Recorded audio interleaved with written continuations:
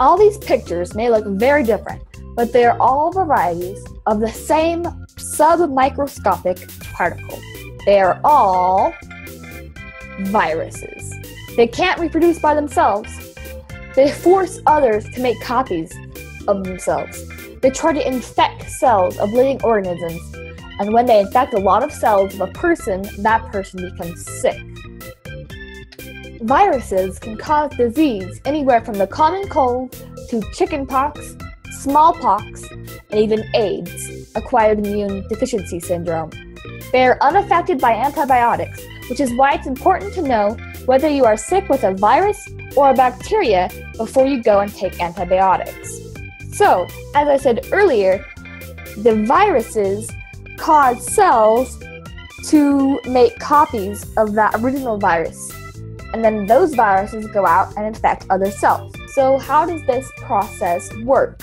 Let's watch this little animation that I created. This is just a basic diagram and will not have all the details of reproduction of a virus. So over here we have our cell, and over here we have our virus. This virus has a little thing called keys, and the cell has little holes here. If the virus keys fit into little holes on the cell, then it's like a door is unlocked and the virus is let into the cell. Here's the inside of the cell. We have our virus and we have our nucleus.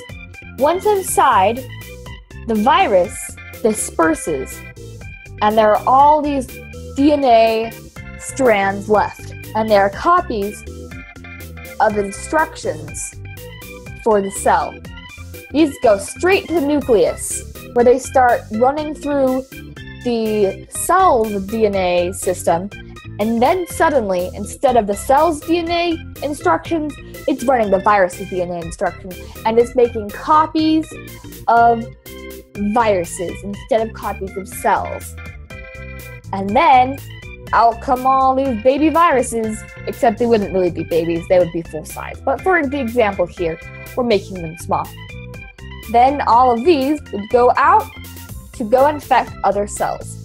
So what can we do to prevent these viral diseases from infecting us?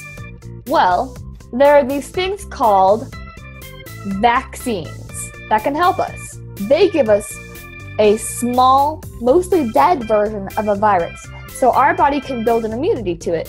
That way, when we come in contact with the full virus, it either won't affect us, or we will only get a little sick and won't be bedridden or even die from the sickness, as some viruses have the effect to do if you do not have the vaccine.